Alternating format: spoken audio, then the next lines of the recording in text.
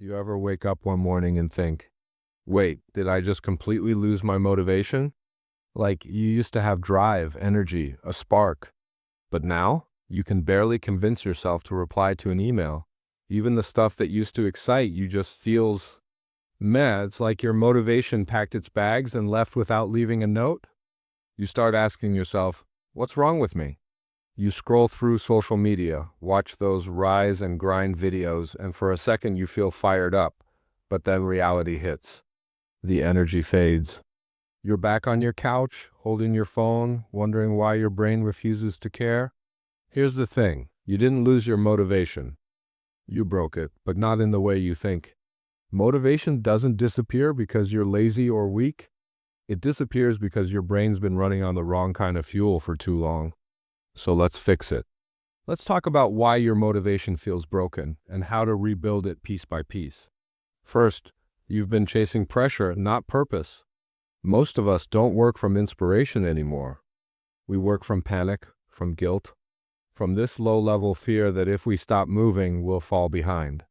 You tell yourself, I have to do this, instead of, I want to do this, and your brain can tell the difference. When everything becomes an obligation, your mind goes into rebellion mode. It's like a toddler being told what to do. The more pressure you put on it, the more it resists. That's why you can scroll for hours instead of starting that one task. It's not laziness, it's psychological self-defense. Here's the fix: switch from force to choice. Don't ask, what do I have to do today? Ask, what would move me forward today? That tiny shift gives your brain back a sense of control, and motivation thrives on control. Second, you're expecting constant motivation in a world that drains it daily. Let's be honest, life right now is overstimulating. You wake up, and before you even brush your teeth, you've seen more information than people used to see in a week. You're comparing your slow morning to someone else's highlight reel. Of course, your brain feels tired before you even start. Motivation isn't endless, it's like a battery.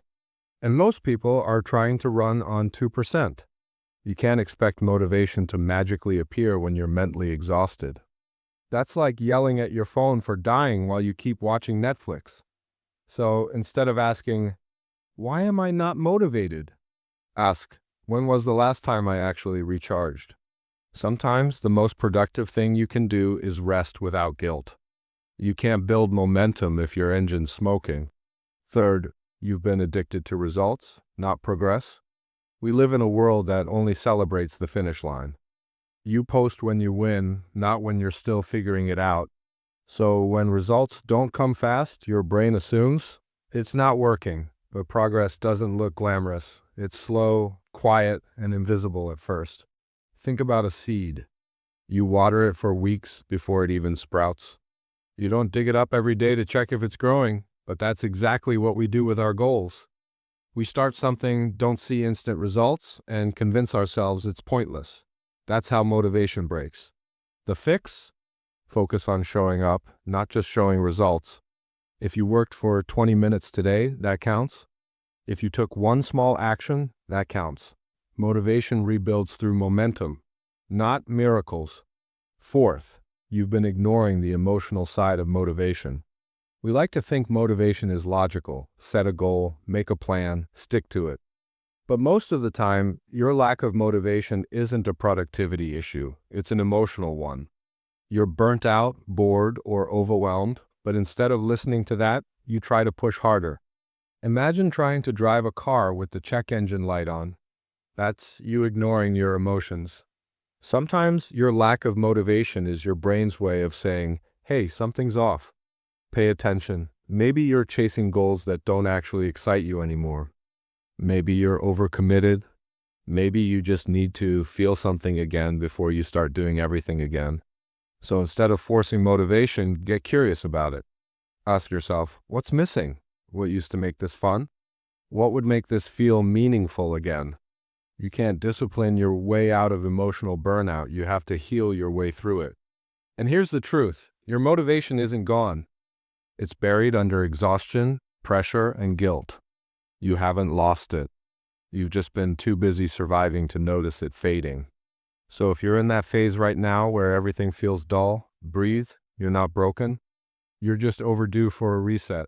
Motivation doesn't return when you force yourself harder. It returns when you start giving yourself reasons again. Start with one small win. Clean your desk. Go for a walk. Drink water. Text that one person you've been avoiding. Do something that reminds you, hey, I can still move. Because the moment you move, even a little, your brain wakes up and says, oh, we're doing this again. Motivation doesn't come from waiting. It comes from motion, even slow motion, even messy motion. That's how you rebuild it, through tiny, consistent actions that whisper, I'm still in this. So next time you catch yourself saying, I think I broke my motivation, remember, it's not broken, it's just resting, waiting for you to stop running on fear and start moving from purpose again. Your job isn't to chase motivation. It's to create an environment where motivation wants to stay. If this hit home for you, tell me in the comments, what's one small thing you'll do today to recharge instead of forcing yourself? And if this video helped you feel a little more human, hit that like button, subscribe for more real talk on psychology and self-growth, and remember, your motivation didn't die. It just needs you to believe in it again. You've still got it. You always did.